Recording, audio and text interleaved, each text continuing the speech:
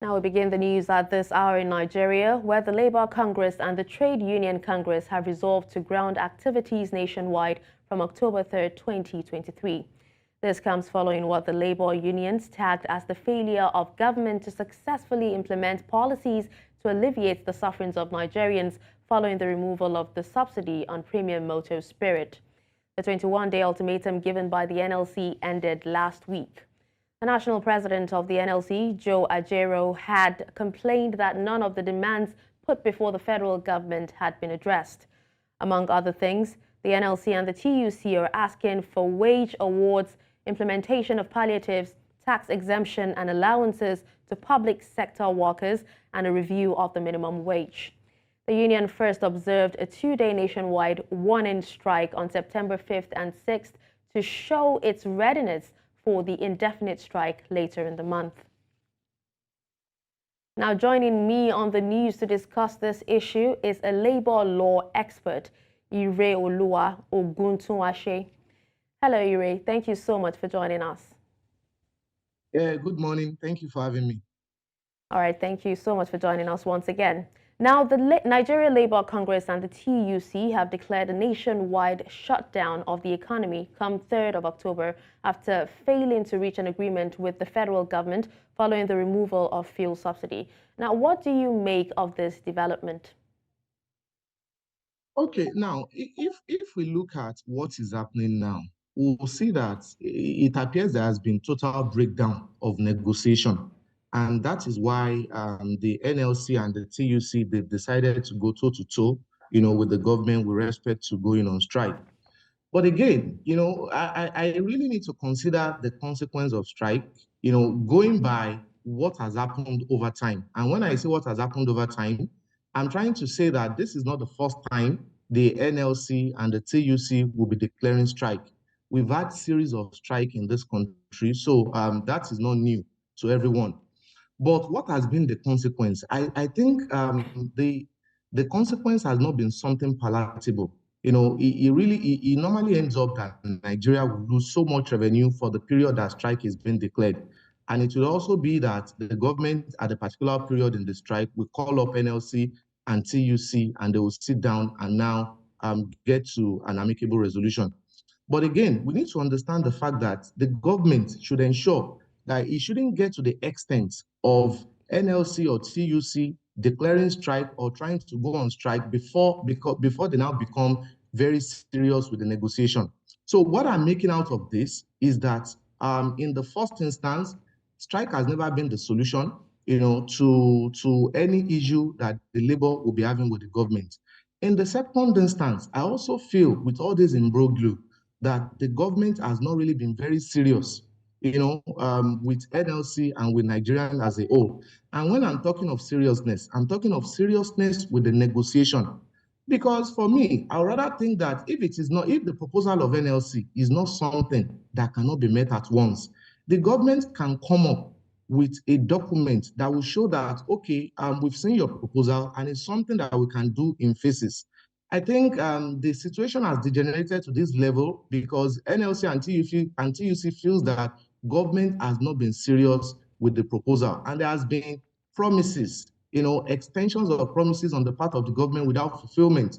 And to the extent in which government is making promises, and we need to understand that they have a social contract with the citizens. So people have a reason, NLC have a reason to believe the government when they make promises. But when the government makes promises and they fail to fulfill this promise, it shows that they are not serious and it shows that they are not taking NLC, TUC, and by extension, Nigerians seriously. And that is why this strike is being declared. All right, But I'm not a fan of strike. I'm not a fan.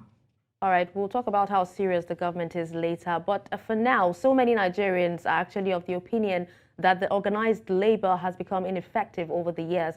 Now, do you think the present leadership of the unions are trying to use this subsidy issue to make a statement and perhaps even regain the trust of the masses?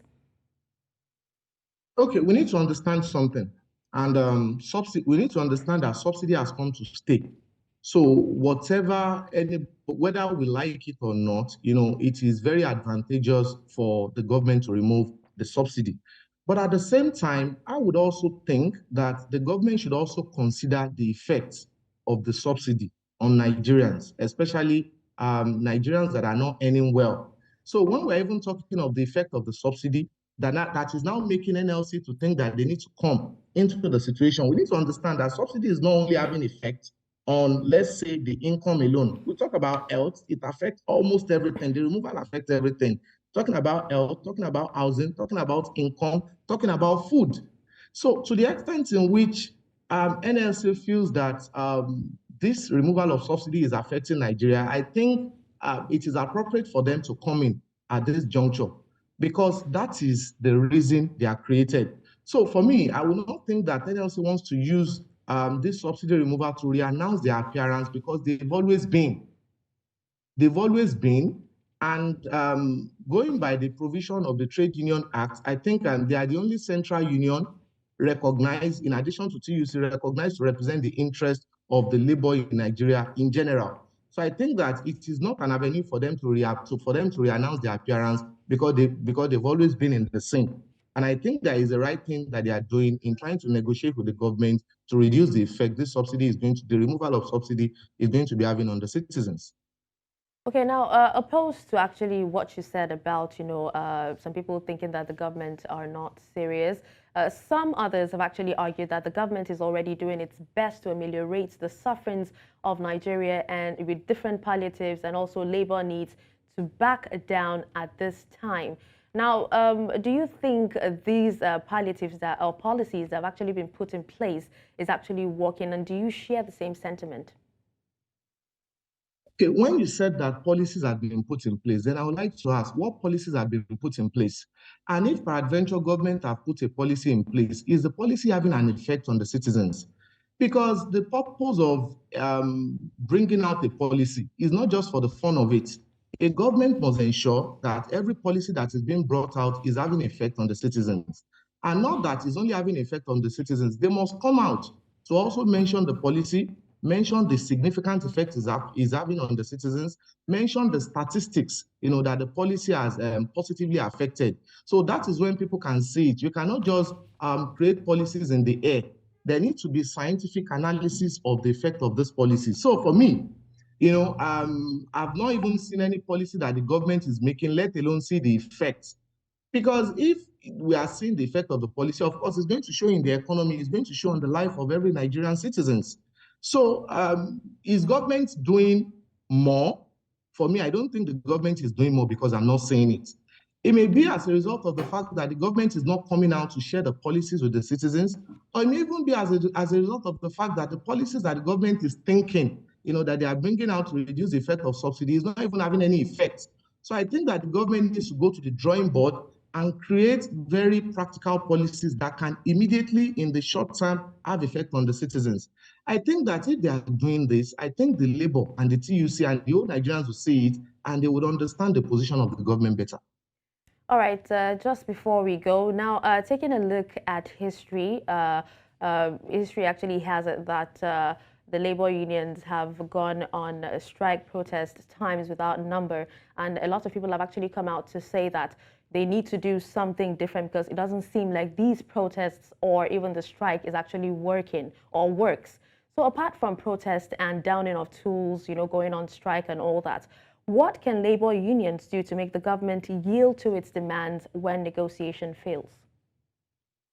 Okay, if we look at the provision of the Trade Dispute Act, the number one way that the Trade Dispute Act actually recognized for the resolution of trade disputes is negotiation, internal dispute settlement machinery mechanism, which is negotiation.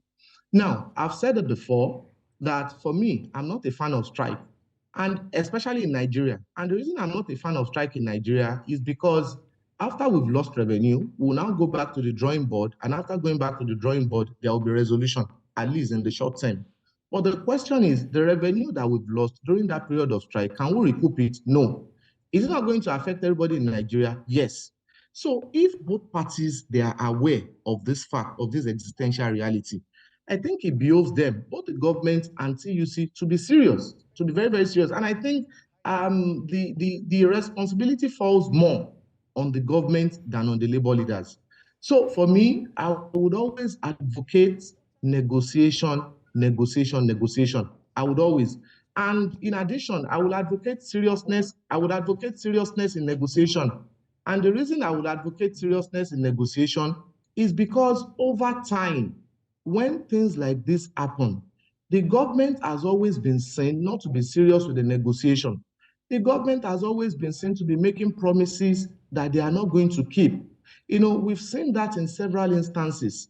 So in this situation, there is usually this presumption that government is a body that will, in the process of declaring strike, come up to make promises, or in the process of agitation, come up to make promises without keeping to it. And this presumption needs to be changed. Government needs to be seen to be transparent. That is when negotiation can work. So for me, I will continue to advocate negotiation, but in advocating negotiation, I would also advocate transparency. Government needs to be transparent and clear to the citizens. I'm not saying that the policy they are drafted or the policy they want to make open for the benefit of the citizens should not be implemented. If the policies cannot be implemented wholesale, the policies can always be implemented, piecemeal, such that it has effect.